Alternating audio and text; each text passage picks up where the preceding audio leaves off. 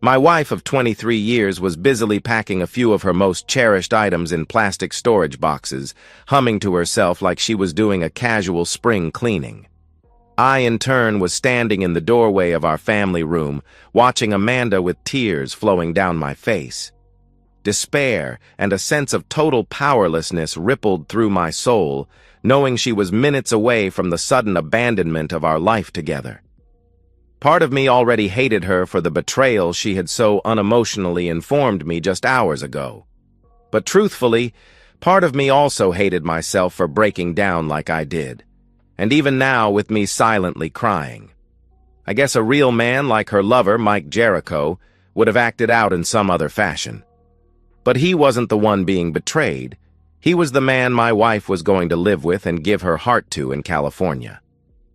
Standing there, with Amanda seemingly oblivious to my presence, I ran the events of the past few months through my head trying to make sense of everything. It had started about 6 months prior with Amanda's employer, a national insurance company, hiring Jericho as an efficiency consultant.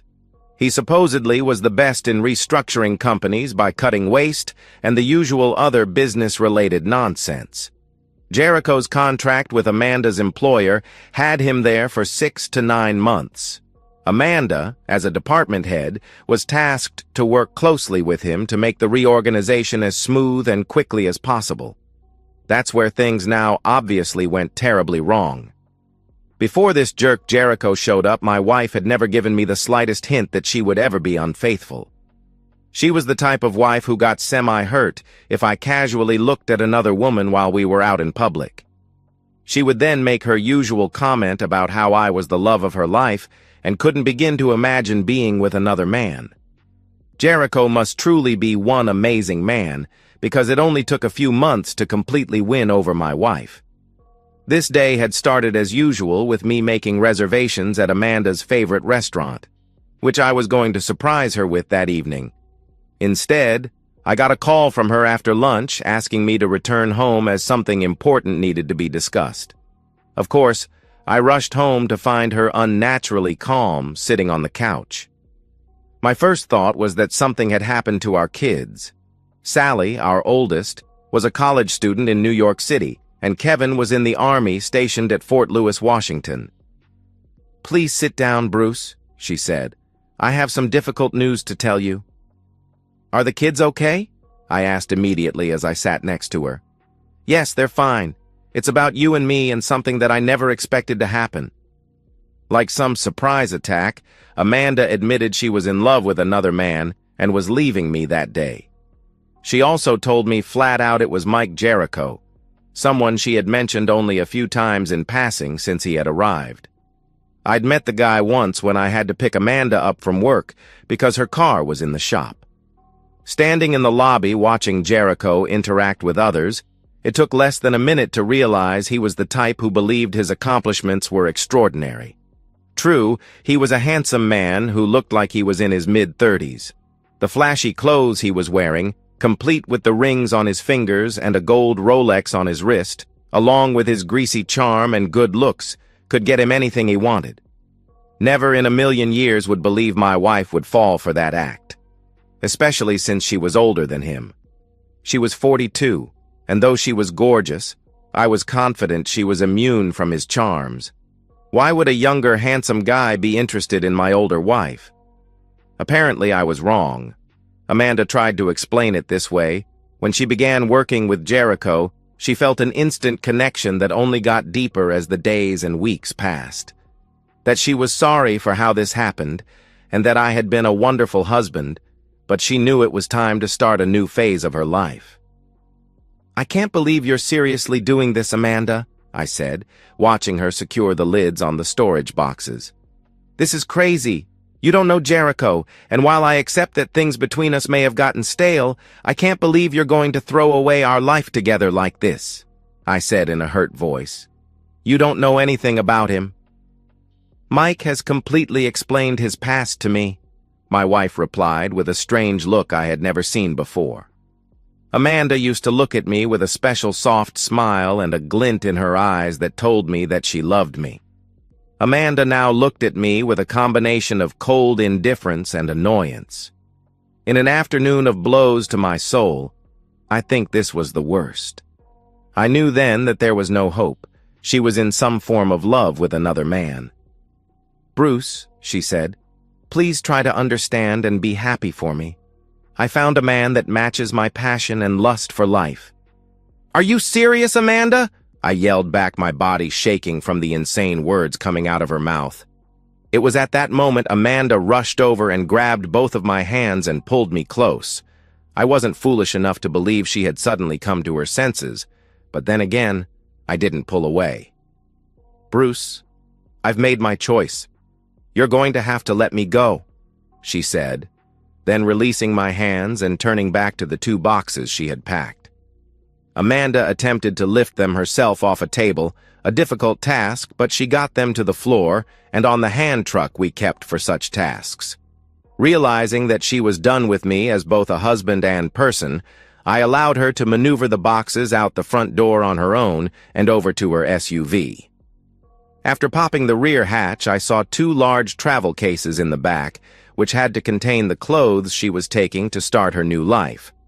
When Amanda explained the situation about her leaving with Jericho, she told me that in the coming divorce, I would get the house and both cars. Amanda also added that she had told her lawyer not to pursue alimony. My stomach clenched because the way Amanda made those statements, it was like she was trying to pass those things off like a grand consolation prize. All Amanda wanted in the divorce was half of our joint savings, a sum that came to $65,000. She was leaving behind the 3,000-square-foot home we had lived in for 15 years, a house that she had obsessed over from everything to the foundation up to the roof. Every item in the house, from the fixtures to the paint on the walls to the make of the furniture and appliances, was chosen by her. She loved that house in a way I often couldn't understand.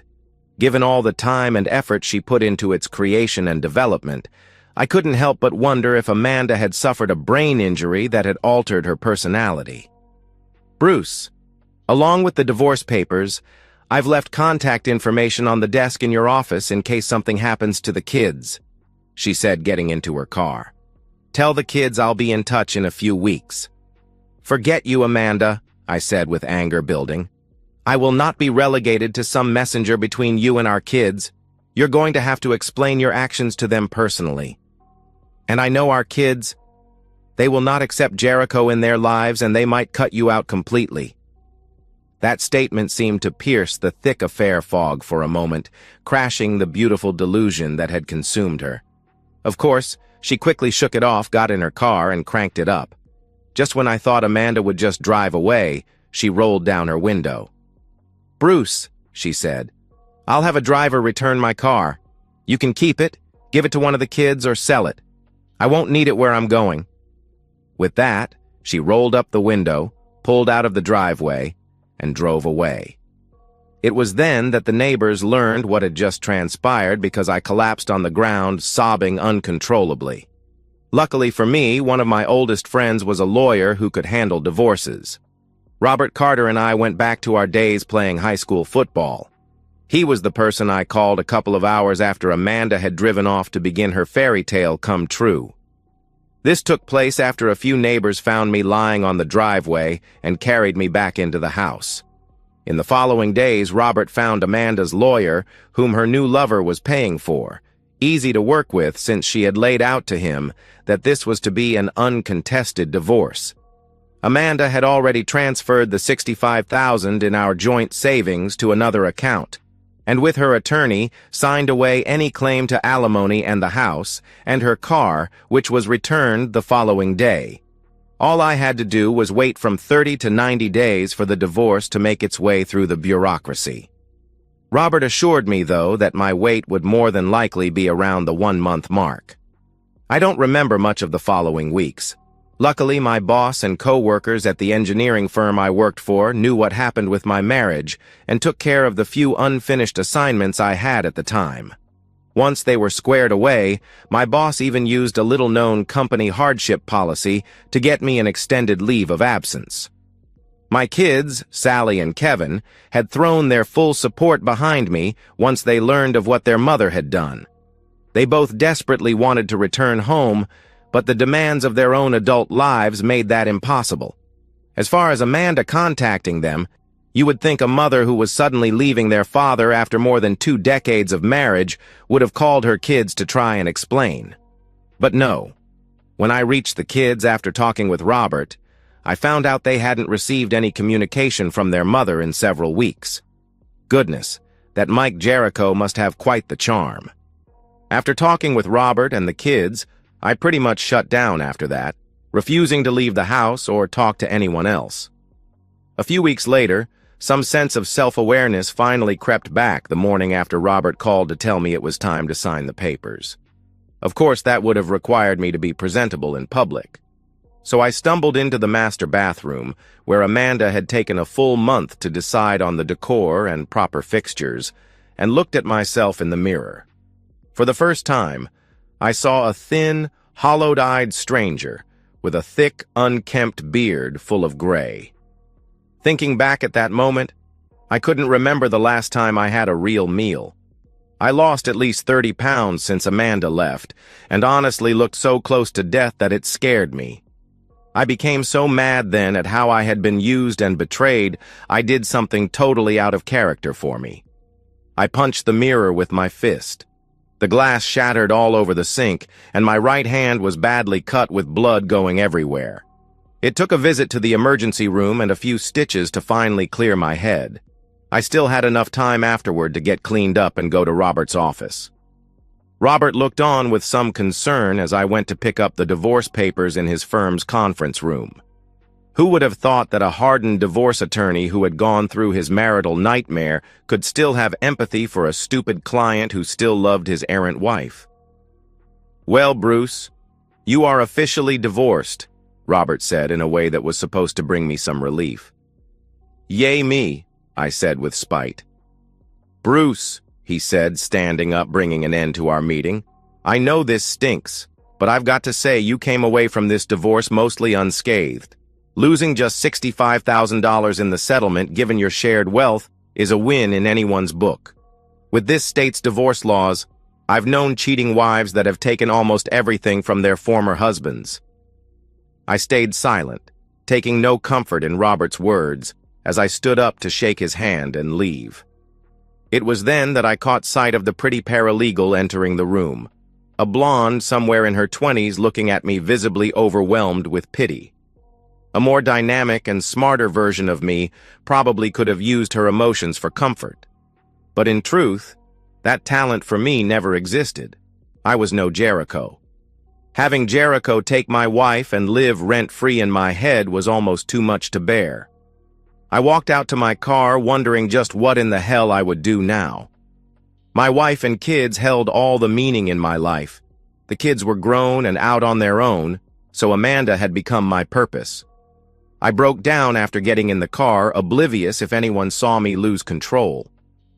At some point, I guess a self-preservation instinct kicked in and I regained my composure. It was the last time I cried over Amanda. A couple of weeks later, I'm back at work trying to rebuild my life. I think the worst thing was the looks that the others gave me. There were several variations. I was mostly looked at with deep pity. But there were a few looks of suspicion with some whispering. There had to be a reason why Amanda threw away what on the surface looked like a perfect marriage. The real hell for me was when I returned to the house we shared. Amanda's ghost was everywhere given all the time and effort she had done to create what for her was the perfect home. It was so overwhelming I had dreams each night of her returning to me begging for forgiveness. It was obvious what my next move would be. Just a few days later, a moving van rented by a used furniture dealer backed into the driveway. I sold him, at a bargain price just to spite Amanda's metaphorical ghost. Almost every item in the house that wasn't bolted down. When he and his workers left, there was only a bed for me. The large screen television, the basic kitchen appliances, a couch, and my recliner. The house was so empty that any sound echoed through it like a cave. I wasn't done yet. Even when the kids were living with us, Amanda's creation was insanely too large for a family of 4. I had no intention of living in it alone any longer than I had to. I called a real estate agent the next day. A few weeks later, I found a nice patio home for sale and snapped it up immediately. The big house was also listed at a bargain price and bought by a family with 4 young kids. Seeing the wonder in the eyes of the mom and dad as they walked through the empty rooms of their new home brought me my first joy in months. A little over 4 months had passed since Amanda destroyed my world, and I was developing a new normal for my life. Especially heartening was that both Sally and Kevin had in no uncertain terms cut their mother out of their lives. Apparently, Amanda and Jericho went on a 2-week-long cruise after arriving in California, and she didn't try to contact the kids until well after it was over. It was a little after the 6-month point of Amanda leaving that I got a phone call from an unknown number. It was late in the day, and I had just cooked a frozen pizza and popped the top on a beer when the phone buzzed. I declined the call and went back to the movie I was watching. At some point, it occurred to me to look up the area code, and I laughed when I learned it was the one from the San Francisco area. I figured it was probably from a telemarketer, but I found it comforting how much I didn't care one way or the other if it was Amanda trying to make contact. A few months later, I got a call from Amanda's sister, correctly named Karen because she was 1, informing me that Amanda had tried to contact me. I instantly thought back to the unknown call from the San Francisco area. "Well, Karen," I said, "I'll take your word for it, but I haven't received any call from her. And frankly, our marriage ended on really bad terms, so I don't have any desire to talk with her. Plus, according to your sister's own words, Jericho is her true soulmate. If it involves the kids, whatever relationship she can rebuild with them is on her. Not only will I not help my ex-wife with anything, I don't know if I would help Amanda if I saw her in dire trouble." Karen and I only tolerated each other at the best of times, so not surprisingly, she hung up without saying another word. Though I couldn't help but ponder what might have gone wrong between Amanda and Jericho. If Amanda had run headfirst into some form of reality with her lover, she was going to be in a world of trouble for someone to save her. My former father-in-law and mother-in-law were dead, and Amanda's sister and her husband were taking care of his aging parents. And even if Sally and Kevin were speaking to their mother, neither had any way for her to live with them. Oh well, I thought to myself as I took a sip of my beer.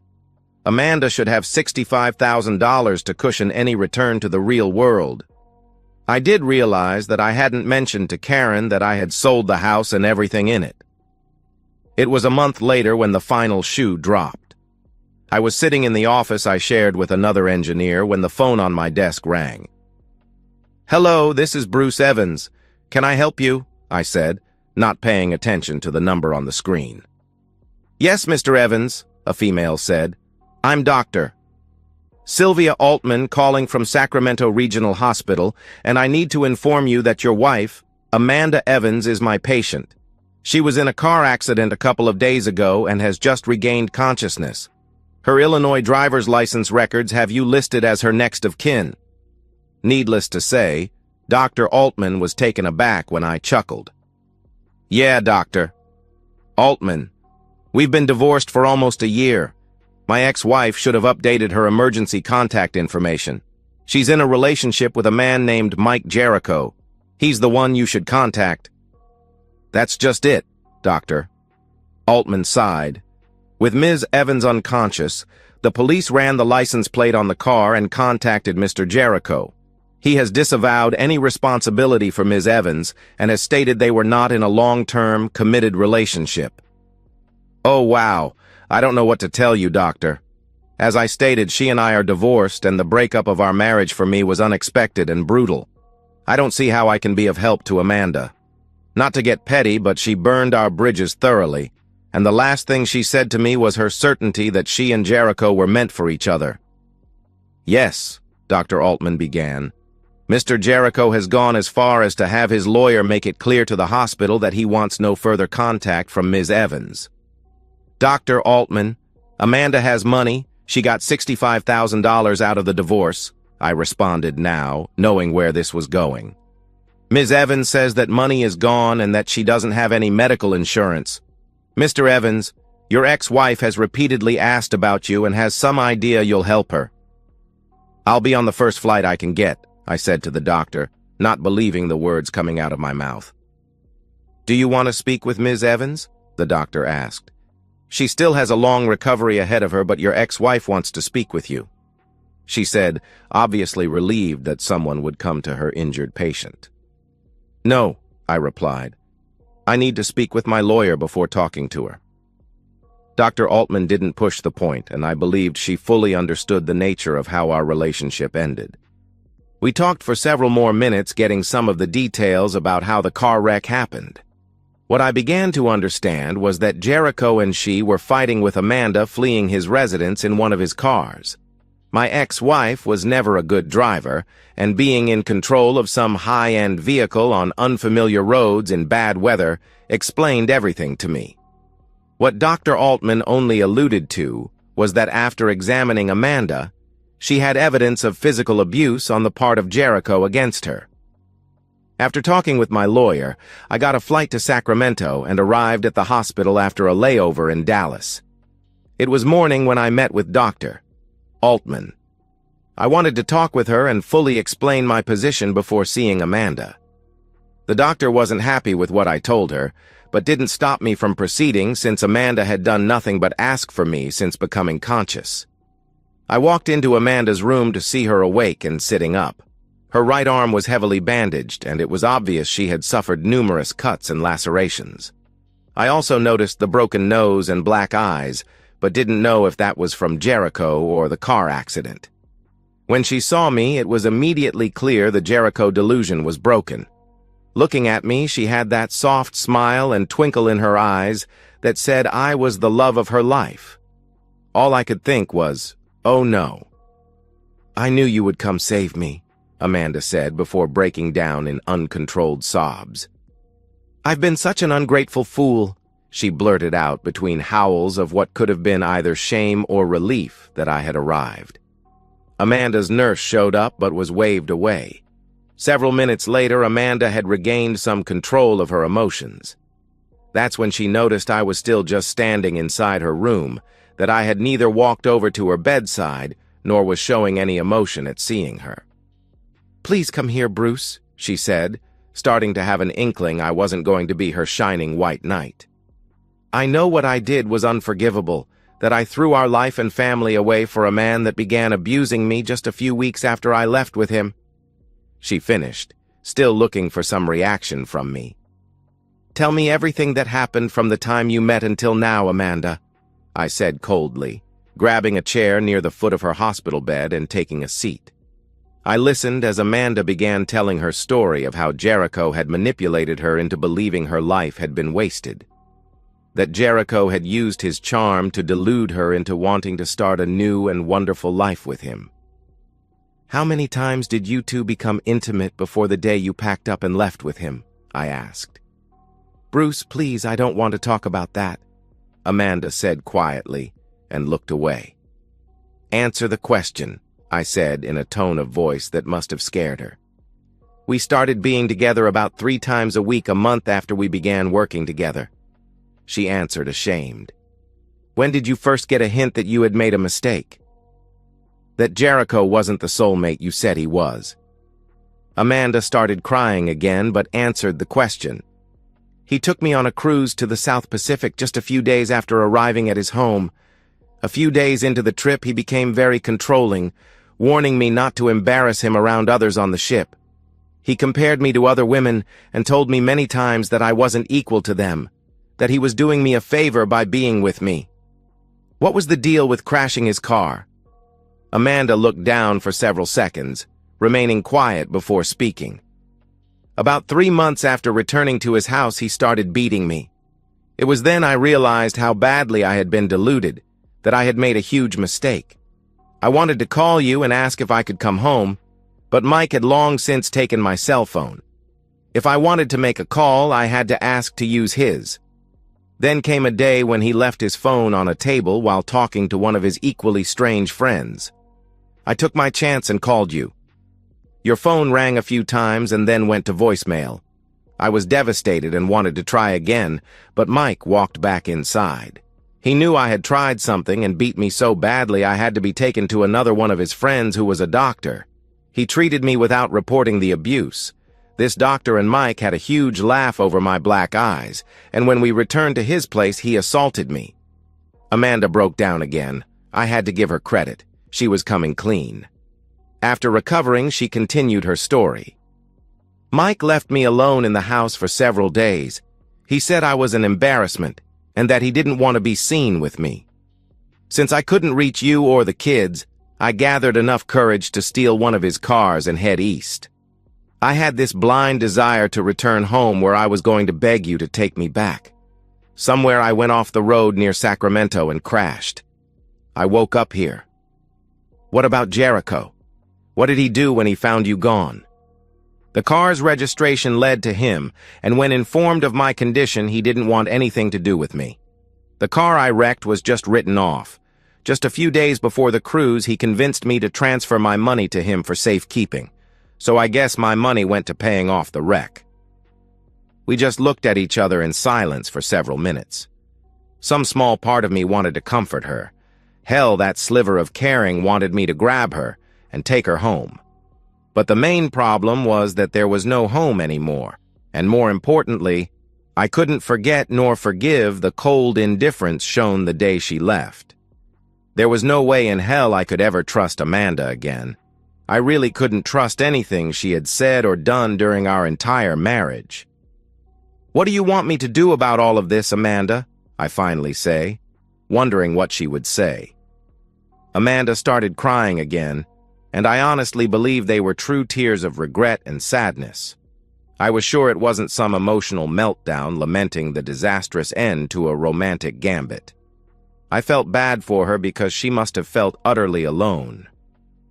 "Bruce," Amanda said, gathering her courage, "I want to go home.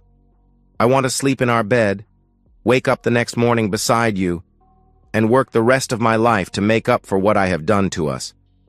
And especially you. Amanda, there's no easy way to say this, because what you did to us was a nightmare. But the home you and I built is gone. I sold everything to recover some of my self-respect.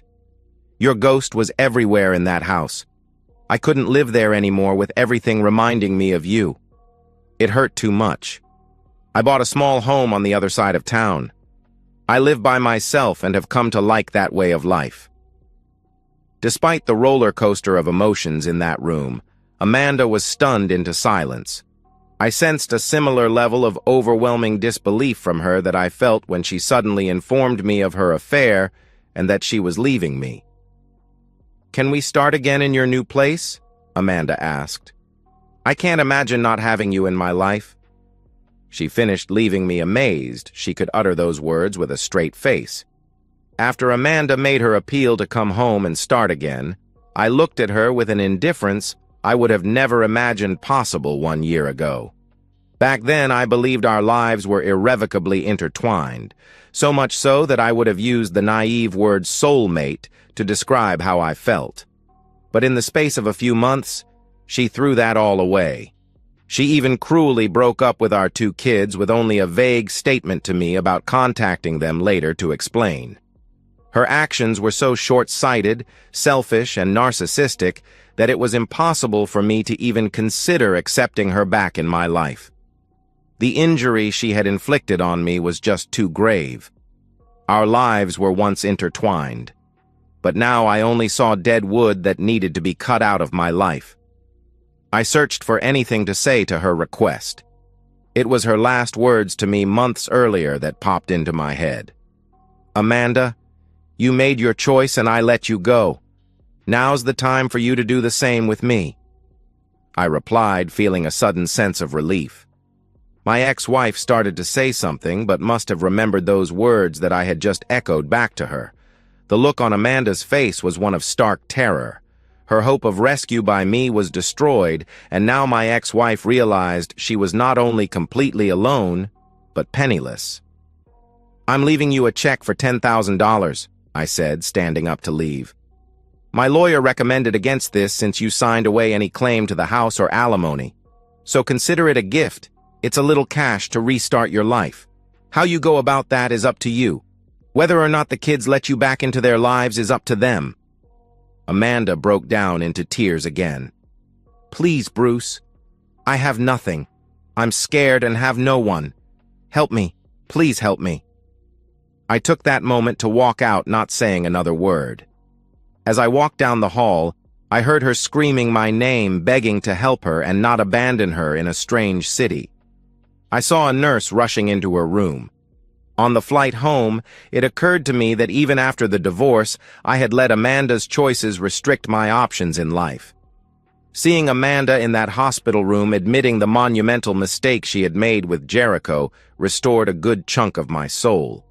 Along with that was seeing Amanda's face when she realized I wasn't there to rescue her, that whatever future she had didn't include me.